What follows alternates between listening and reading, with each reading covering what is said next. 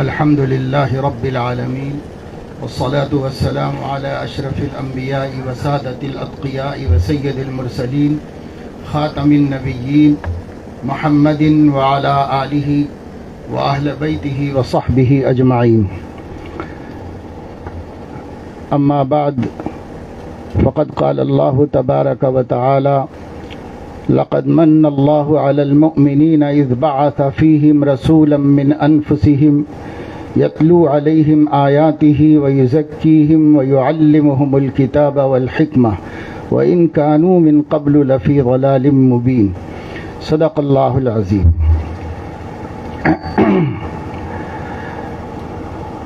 اعلان کے مطابق یہ پروگرام صبح 8:30 بجے سے 1:30 بجے تک چلنا تھا اور 1:30 بجے ختم ہو جانا چاہیے تھا، لیکن کچھ تو آپ حضرات نے پہنچنے میں تاخیر کی، لوگ پہنچ نہیں پاتے ہیں، دیر سے شروع ہوتا ہے، دیر سے ختم ہوتا ہے.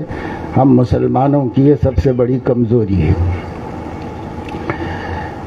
دو اہم شخصیتوں نے اور ہمارے بزرگ علماء کرام نے آپ کے سامنے انتہائی ضروری موضوع کے اوپر گفتگو کی ہے، اور اس سے آپ کو مدرسے کی اہمیت و ضرورت کا پتہ چلا ہے.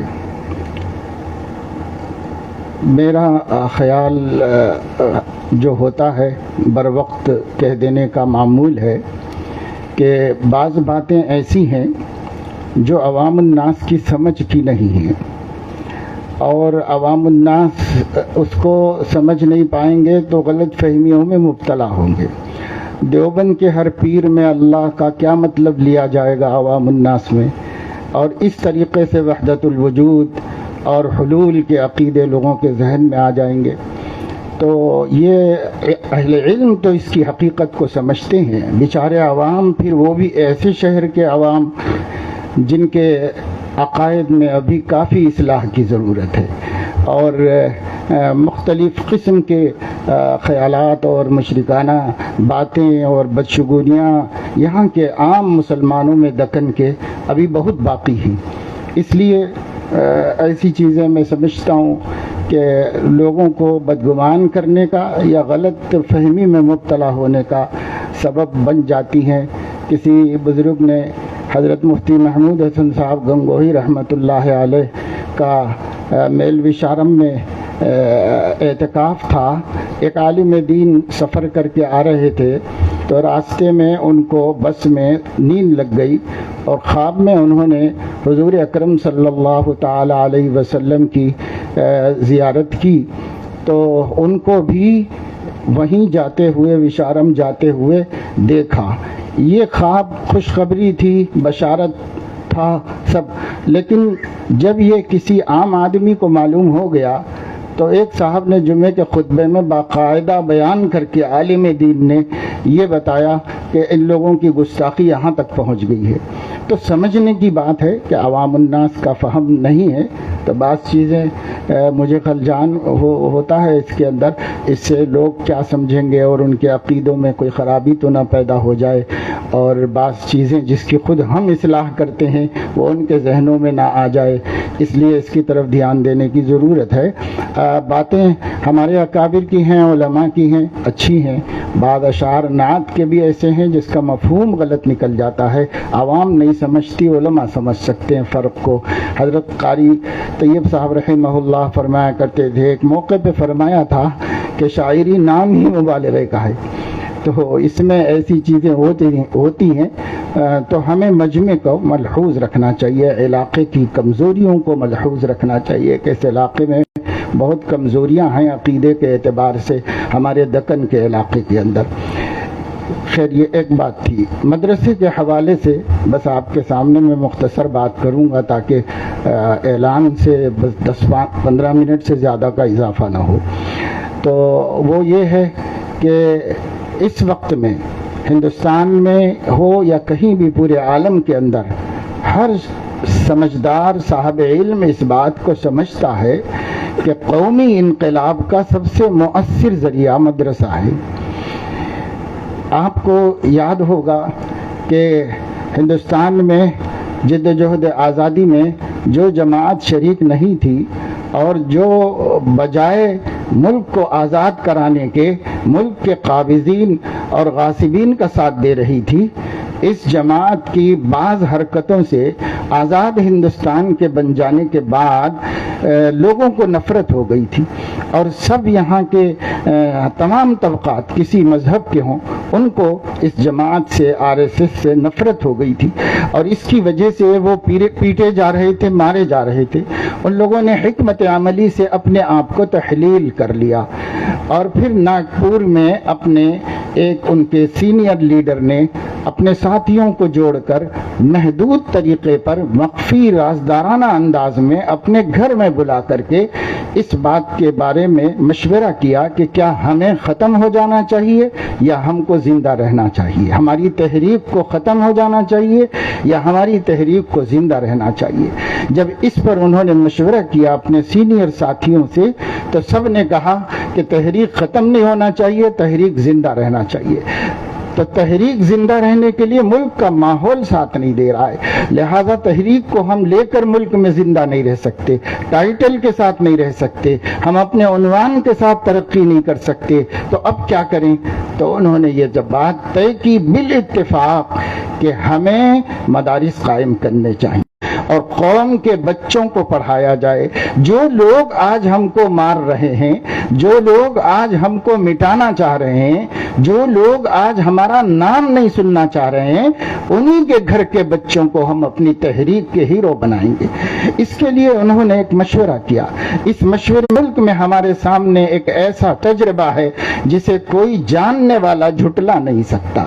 آج اس قدر مضبوط اور طاقتور تنظیم بنی ہوئی ہے کہ جتنے چاہے لائرز موجود ہیں، جتنے چاہے ڈاکٹرز موجود ہیں، ان کے نظریے کے جتنے چاہے ججز بنائے جا سکتے ہیں، جتنے چاہے کمشنر بنائے جا سکتے ہیں، ملک کے ہر کی پوسٹ کے لیے ان کے جھولی میں قابل ترین آدمی موجود ہے، اور ان قابل ترین لوگوں کو لے کر، لائق ترین لوگوں کو لے کر کے جو مضبوط انہوں نے گھیرا بنایا ہے، اس گھیرے میں سب مچل رہے ہیں، نکل نہیں پا رہے ہیں۔ یہ ہوتی ہے صبر کی کامیابی، اور یہ ہوتی ہے دور اندیشی کی کامیابی، اور یہ ہوتی ہے ثبات و استقامت کا نتیجہ جو آج ایک قوم نے کر کے دکھایا ہے اور ہمارے سامنے موجود ہے۔ اسلام میں بھی اس کی بہت نظیریں موجود ہیں، ان کی تفصیل میں جانے کا موقع نہیں۔ ہم اس ملک میں ہیں، اس ملک میں یہ سوچا گیا ہے، NEP جو لایا گیا ہے، جسے بعض ریاستیں قبول کر چکی ہیں۔ ابھی میں آندھرا کے دورے سے آیا، آندھرا میں باقاعدہ طور پر وہاں کے چیف منسٹر نے NEP کو ایکسپٹ کر لیا ہے، اور یہ نظام مدارس میں گزشتہ تعلیمی سال میں، اسی تعلیمی سال میں داخل کر دیا گیا ہے۔ ایک پروفیسر صاحب مجھے بتا رہے تھے کہ وہ ایک یونیورسٹی میں، اننت پور کی یونیورسٹی میں لیکچرر ہیں، انہوں نے بتایا کہ یہاں شعبہ اردو کو ختم کر دیا گیا ہے۔ شعبہ اردو جو وہاں شروع سے چل رہا تھا اسے اسی سال بند کر دیا گیا ہے، اور چانسلر نے وجہ یہ بتائی ہے کہ NEP میں اردو لینگویج کا ذکر نہیں ہے، اس وجہ سے اب یونیورسٹی میں یہ نہیں چل سکتا۔ اس طریقے سے ایک ایک چیز سامنے آتی جا رہی ہے، اور جہاں جہاں یہ نظام تعلیم لایا گیا ہے، یہ وہی نظام تعلیم ہے جو 80 برس تک تجربہ کر کے ایک پوری قوم بدلی گئی ہے، ایک پوری نسل بدلی گئی ہے۔ اب مسلم نسل کو بدلنے کے واسطے، اقلیتوں کے بچوں کو بدلنے کے واسطے، دیگر مذاہب کے بچوں کو بدلنے کے واسطے یہ نظام پورے ملک میں رفتہ رفتہ آئے گا، نافذ ہوگا۔ ابھی یہاں پر نہیں موجود ہے، آپ کی ریاست کے اندر آ گیا تھا لیکن فی الحال نہیں موجود ہے، تو آپ کی ریاست میں بکری کی ماں کب تک خیر منائے گی؟ یہ نہیں ہے کہ ابھی نہیں ہے تو نہیں آئے گا نظام، یہ نظام پورے ملک کے لیے بنا ہوا ہے، اور اس پورے ملک کے لیے بنے ہوئے نظام کو وقتاً کبھی نہ کبھی پورے ملک میں نافذ ہونا ہے، ریاستوں کو بھی لینا ہی پڑے گا، اور اس کے لیے جو ایجوکیشنل بجٹ ہے وہ بجٹ روک کر ریاستوں کو مجبور کیا جائے گا کہ وہ اسے ایکسپٹ کریں، نافذ کریں۔ اب اگر ہماری ریاست میں یہ نظام آتا ہے تو ریاست کے مسلمانوں کو سوچنا چاہیے کہ ایک پوری نسل کے ذہن کو، نظریے کو، فکر کو، عقیدے کو بدلنے والا سسٹم ہے یہ۔ ایک ٹیچر مجھے ملے اننتپور میں، وہاں آندھرا میں، تو انہوں نے بتایا کہ ابھی دوم جماعت کے بچے جو ڈرائنگ ہوتا ہے جس میں کلر بھرنا ہوتا ہے، یہ سب کام بچوں کو ہوتا ہے، تو دوسری جماعت کے بچوں کو گنیش کی مورتی میں کلر بھرنے کا نصاب ان کو دیا گیا ہے۔ اس طریقے سے سب یہی سارا نظام ہے، نصاب ہے۔ اب ہمیں سیکولر ایجوکیشن ملنا مشکل ہے۔ اب جو ایجوکیشن آیا ہے یہ بھارتیہ کلچر کے نام پر ہندو مذہب کی نمائندگی کرنے والا نظام تعلیم ہے۔ اس کو انہوں نے قانون سے ٹکرانے سے بچنے کے واسطے یہ کہا ہے کہ یہ کوئی دھرم نہیں ہے، کسی دھرم کی تعلیم نہیں ہے، یہ نصاب بھارت کے کلچر کی نمائندگی کرتا ہے، آپ بھارتی ہیں تو آپ کو قبول کرنا پڑے گا، اور اگر آپ نہیں قبول کرتے تو کہنا پڑے گا کہ ہمیں بھارت سے تعلق نہیں ہے، ہم بھارت کے نہیں ہیں، یہ کہنا پڑے گا آپ کو۔ یہ مجبوری پر لا کر آپ کو کھڑا کیا گیا ہے۔ ایسے وقت میں اگر مدرسے، دینی مدرسے اور دینی مکاتب کا سلسلہ قائم نہیں ہوگا تو آپ اس چیلنج کا مقابلہ نہیں کر سکیں گے اور اپنی اولاد کو بہکنے کے لیے چھوڑ دینے پر مجبور ہو جائیں گے۔ اس واسطے کہ پڑھانا بھی کمپلسری ہوگا۔ 30 برس پہلے حضرت مولانا ابو الحسن علی ندوی رحمۃ اللہ علیہ نے فرمایا تھا کہ آپ لوگ اپنے بچوں کو اسکول مت بھیجو، جاہل رکھ لو، لیکن مت پڑھاؤ جہاں وندے ماترم کمپلسری کیا گیا تھا اتر پردیش میں۔ حضرت نے یہ بیان دیا تھا، نہیں پڑھائیں مسلمان اپنے بچوں کو، جاہل رکھ لیں مگر شرک سے اپنے بچوں کو بچائیں، توحید کی حفاظت کریں۔ لیکن اس وقت میں جو نظام آیا ہے اس میں نہیں پڑھانے کا بھی اعلان ہم نہیں کر سکتے، اس لیے کہ بچوں کو اسکول نہیں بھیجنے کی بات خود قانوناً جرم بنا دی گئی ہے۔ NEP کے تحت میں اگر کوئی اپنے 4 سالہ بچے کو اسکول نہیں بھیجتا ہے تو چلڈرن رائٹس والوں کو بھیج کر اسے قرار واقعی سزا دی جائے گی۔ اس وجہ سے بھیجنا بھی پڑے گا اور جو پڑھایا جا رہا ہے وہی پڑھانا بھی پڑے گا۔ اب اپنے پاس راستہ صرف رہ گیا ہے مدارس و مکاتب کے تحفظ کا، کہ اگر ہم اپنے بچوں کو بقدر ضرورت عقیدہ نہیں پڑھائیں گے، اگر ہم اپنے بچوں کو صحیح تعلیم و تربیت نہیں دیں گے۔ حضرت مولانا نے تعلیم و تربیت کو تمام روگوں، بیماریوں اور مصائب اور مسائل کی واحد بنیاد بتایا۔ تفصیل سے تقریر آپ کے سامنے آئی کہ اگر ہم یہ نہیں سکھائیں گے، بچے کو ہم مسلمان نہیں بنائیں گے، تو ملک اس بات کا، وزارت تعلیم اس بات کا تہیہ کی ہوئی ہے کہ آپ مسلمان باقی رکھیں نہ رکھیں، وہ اس کو مشرک بنانے کے لیے اپنا زور لگا رہے ہیں، ترتیب بنا چکے ہیں۔ 30 برس تک یہ سسٹم بدلنے والا نہیں ہے۔ اس وجہ سے آپ کو غور کرنا ہے کہ ہم متبادل کیا کریں۔ یہ تو چلے گا ہی چلے گا اور اسے نافذ ہونا ہی ہے۔ میں پہلے بھی گلبرگہ کی سرزمین پر بار بار آپ کے سامنے یہ بات رکھ چکا ہوں کہ ٹھوس اور بنیادی کاموں کی طرف توجہ دیجیے۔ اب تو صورتحال یہ دیکھ رہا ہوں کہ کل مجھے کسی نے ایک مشاعرے میں آنے کے لیے کہا کہ تھوڑی دیر کے لیے آئیے۔ میں نے کہا کہ دل جھلسا ہوا ہے فلسطین کے جھلسنے کی وجہ سے، غزہ کے جھلسنے کی وجہ سے۔ مشاعرے کیا کریں بھائی، رونے کو جی چاہتا ہے، رونے کا وقت دو ہمیں، اللہ کے سامنے روئیں، قوم کے لیے، ملک کے لیے، ملت کے لیے، پورے عالم کے مسلمانوں کے لیے۔ میرے دوستو، اس وقت بیکار کاموں میں ہمارا ٹائم ضائع ہو رہا ہے۔ لوگ طرح طرح کے منصوبے، قسم قسم کے پروگرام، آپ کی شادیاں، آپ کے شادی خانے، اللہ رحم فرمائے، جتنا احمق مسلمان نظر آ رہا ہے اتنا کوئی قوم نہیں دکھائی دے رہی۔ یہ کیا شادیاں ہو رہی ہیں، روزانہ راتوں میں دیکھ لو، یہی آپ کی سڑک ہے، پوری رنگ روڈ کے اوپر 20 شادی خانے مسلمانوں کی حماقت کا ثبوت دے رہے ہیں۔ کتنا پیسہ خرچ ہو رہا، کتنے فیشن ہو رہے ہیں۔ لاک ڈاؤن سے پہلے جو رسومات ختم ہو گئی تھی شادیوں کی، لاک ڈاؤن کے بعد پھر سے شروع ہو گئی۔ یعنی اللہ نے جھجوڑا تھا تو سنبھلنے کے بجائے بگڑ گئے ہیں ہم لوگ، اور غفلت ہمارے اوپر طاری ہو گئی ہے۔ محی السنہ حضرت مولانا شاہ ابراؤ الحق رحمہ اللہ پہلی پہلی دفعہ حیدرآباد تشریف لائے تھے، واپس جاتے ہوئے حیدرآباد اسٹیشن پہ فرمایا کہ اس علاقے کے مسلمانوں میں نے فکر کی کمی دیکھی ہے۔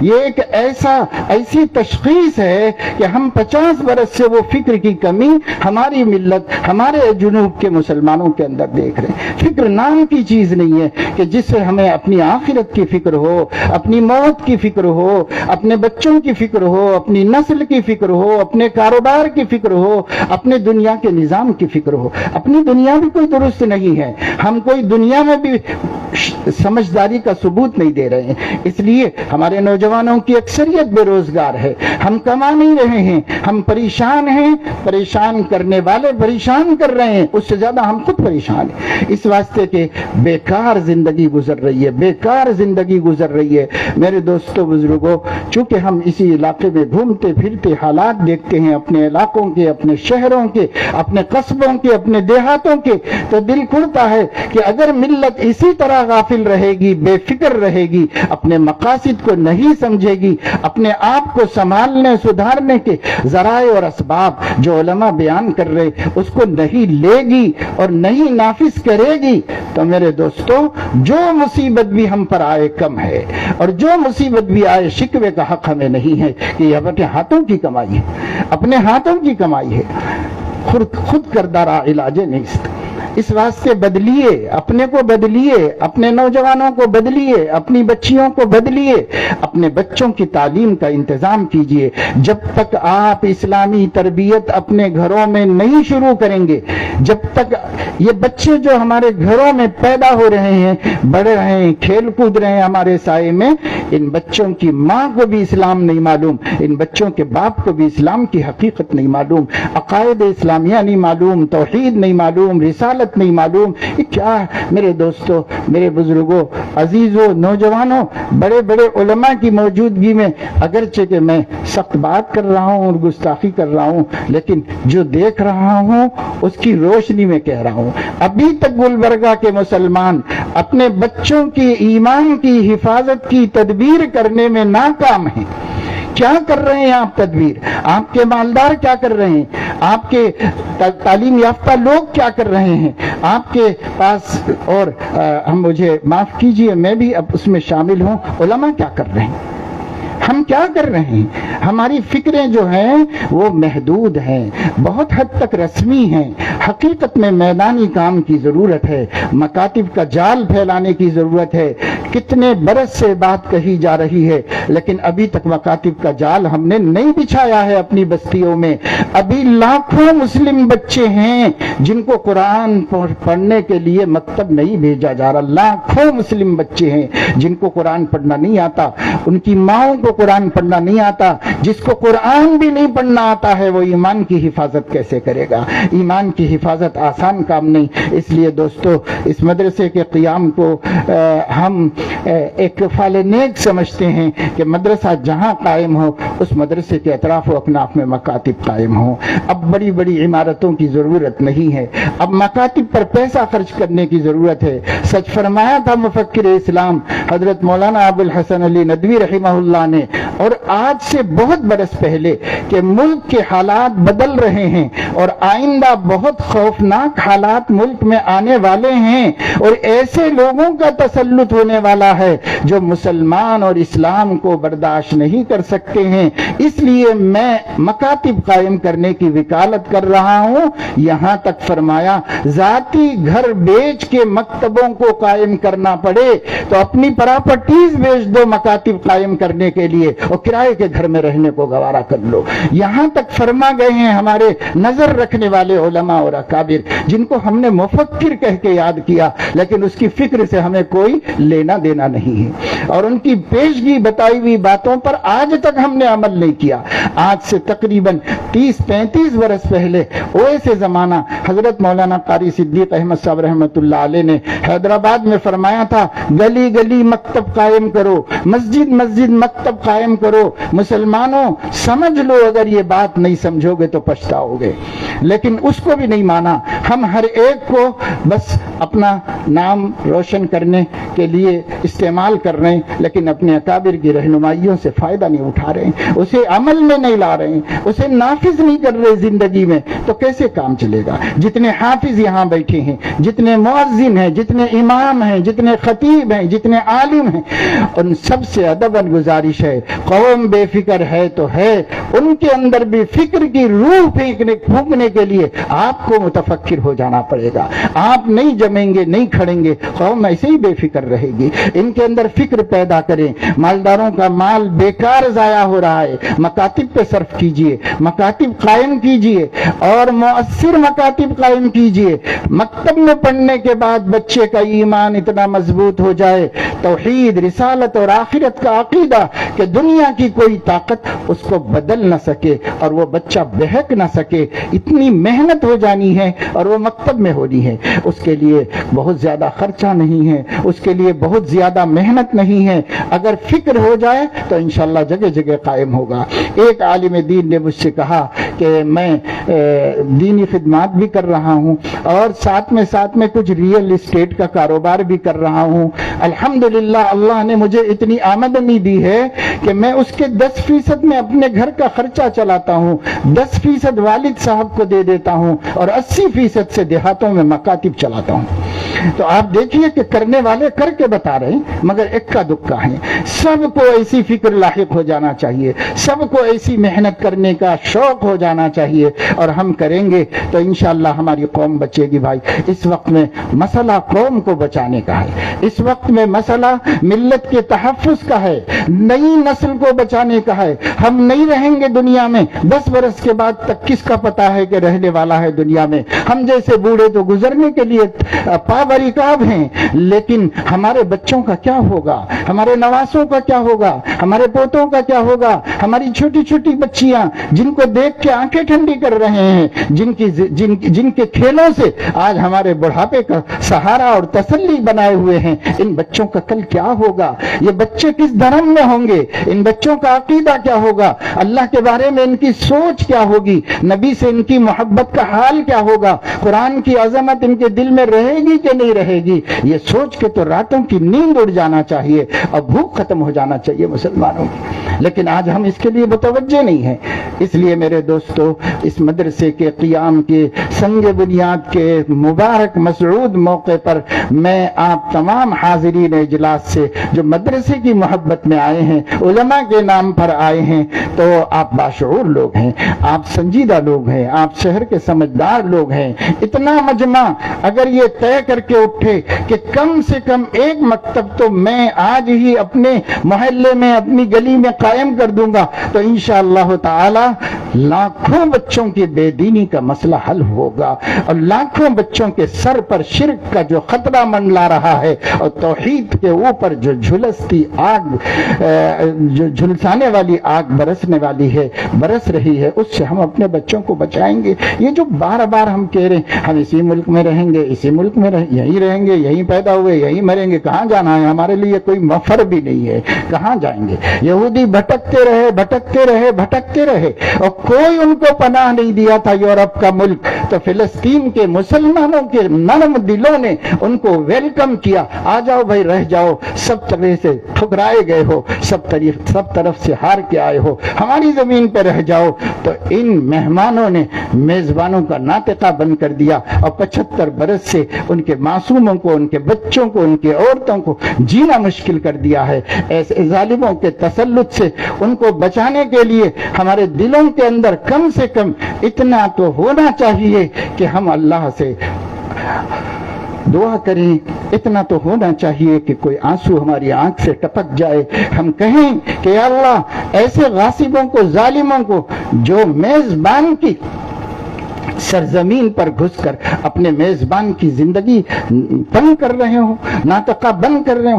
دنیا میں کون عقل مند ہوگا جس کے گھر میں کوئی گھس جائے اور وہ اس کو ڈھکل کر باہر نکال رہا ہو تو اس ڈھکلنے والے ہی کو دہشت گرد کہا جائے اور اس گھسنے والے کو کچھ نہ کہا جائے۔ لیکن آج یہی ہو رہا ہے۔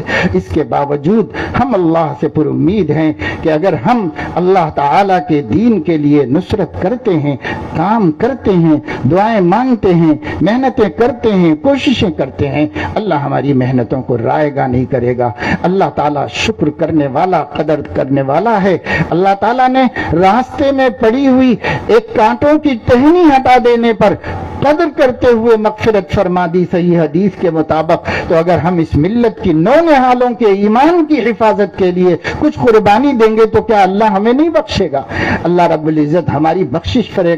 دنیا کے نقصان سے بچانے پر بخشش ہوئی، پیاسے کتے کو پانی پلانے پر بخشش ہوئی، تو ہم اپنی نسلوں کے ایمان کے بچانے کی جد و جہد کریں گے، اللہ ہمیں معاف کرے گا، بخشش کرے گا، ترقی دے گا، جنت کی نعمتوں سے سرفراز فرمائے گا۔ اس لیے میرے دوستو، عزیزو، بزرگو، آپ کا زیادہ وقت مزید نہیں لینا۔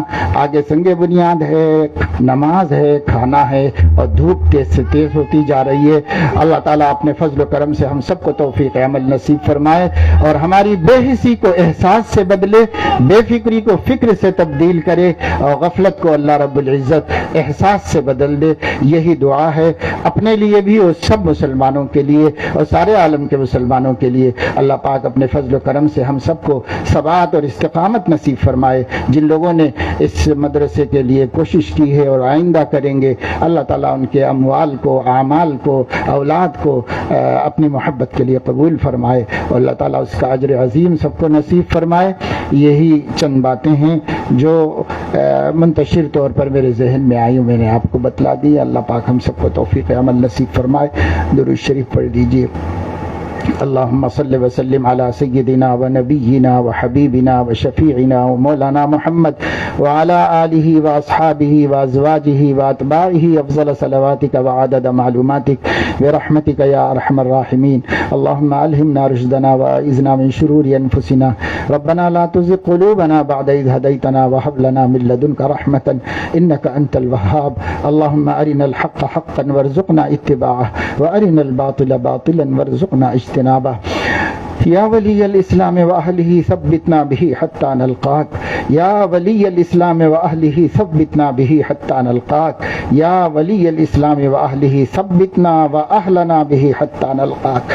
اے اللہ اپنے کرم سے ہمارے گناہوں کو معاف فرما، ہماری خطاؤں لغزشوں کو درگزر فرما، ہم سب کو صراط مستقیم پر استقامت نصیب فرما، اہل السنت والجماعت کے عقائد پر ثبات نصیب فرما، اسی پر حیات اور اسی پر ممات نصیب فرما۔ ہر فرقے سے، ہر فتنے سے، ہر گمراہی کی دعوت سے ہماری اولاد کی، ہمارے عورتوں کی، سب کی حفاظت فرما۔ اے مولا کریم، کرم کا، رحم کا، عافیت کا، عفو کا، نصرت کا معاملہ فرما۔ اے مولا ملت اسلامیہ ہندیہ کو ہوش نصیب فرما، تمام خرافات سے، فضولیات سے، اسرافات سے اپنے آپ کو بچانے اور اپنی صلاحیتوں اور اپنے سرمایہ کو اپنی قوم کے تحفظ پر صرف کرنے کی توفیق عطا فرما۔ اے مولا کریم، ہمیں ہر قسم کی حماقت سے، جہالت سے اور حیثیت عرفی کے مظاہرے کرنے سے اور اپنی دولت کو بے تحاشا برباد کرنے کی حماقت سے ہم سب کی حفاظت فرما۔ اے اللہ، مسلم امہ کو جو آپ نے نور ایمان عطا فرمایا ہے، اس نور ایمان کا استعمال کرنے کی توفیق نصیب فرما اور ہمارے ہر کام میں اعتدال پیدا فرما، ہمارے معاش میں، نفقات میں اعتدال نصیب فرما۔ اے اللہ، اپنے کرم سے غیر ضروری مصارف کو بچا کر مکاتب کے قیام پر صرف کرنے کی توفیق عطا فرما۔ اے اللہ، مستورات کے لیے جگہ جگہ چھوٹے چھوٹے اجتماعات کرنے کی توفیق نصیب فرما اور مستورات کو ہر گلی میں جوڑ کر ان کا عقیدہ، ان کا دین، ان کا ایمان، ان کے اخلاق سے جس طرح ہمارے آقا صلی اللہ علیہ وسلم امت کی عورتوں کی فکر فرماتے تھے، ایسے ہی ہمیں بھی کرنے کی توفیق عطا فرما۔ اے مولا کریم، گلی گلی مکتب کے قائم ہونے اور مسلم امہ کے ہر بچے بچی کو مکتب پہنچانے کی توفیق نصیب فرما۔ اے اللہ، ان کے عقیدوں کی سلامتی، ان کے اخلاق کی درستگی کو پر محنت کرنے کی توفیق عطا فرما۔ اے اللہ، ماؤں کو اپنے گھروں میں اپنی اولاد کی صحیح تعلیم و تربیت کی توفیق نصیب فرما۔ سنتوں کی روشنی میں، احادیث کی روشنی میں علماء نے ہمارے سامنے جو ہماری ذمہ داریاں بتلائی ہیں، ان ذمہ داریوں کو خود سمجھنے اور پورا کرنے کی توفیق عطا فرما۔ اے اللہ، اس کے لیے ملت کے تمام عوام کو علماء سے جڑے رہنے کی توفیق عطا فرما۔ علماء اور عوام کے درمیان کی خلیج کو ختم فرما۔ ایک دوسرے سے جڑ کر افادہ اور استفادے کے سلسلے کو پختہ اور مضبوط کر لینے کی توفیق عطا فرما۔ مولا کریم، کرم کا معاملہ فرما۔ تمام حالات پر قابو پانے کے لیے جن صفات و اخلاق کی ضرورت ہے ان سے ہمیں متصف فرما۔ اے مولا کریم، جو کچھ ہم نے کہا سنا ہے اس میں اخلاص کی طاقت پیدا فرما، قبولیت کی شان نصیب فرما۔ اے مولا، اس جلسے کو قبول فرما اور اس جگہ سنگ بنیاد کو قبول فرما، اور یہاں پر دارالعلوم معاذ ابن جبل رضی اللہ تعالیٰ عنہ کے قیام کو صحابہ کرام کی نسبت سے اس پورے علاقے کی ہدایت کے واسطے مینار نور بنا، مرکز ہدایت بنا۔ اے مولا، فضل کا، کرم کا معاملہ فرما، جو ہماری حاجات و ضروریات ہیں پورا فرما۔ حاضرین کے جملہ مقاصد حسنہ کی تکمیل فرما، جملہ پریشانیوں سے نجات عطا فرما۔ وصلی اللہ تعالی علی خیر خلقہ سیدنا و حبیبنا محمد وعلی آلہ وأهل بيته وصحبه أجمعين آمين برحمتك يا أرحم الراحمين الحمد لله.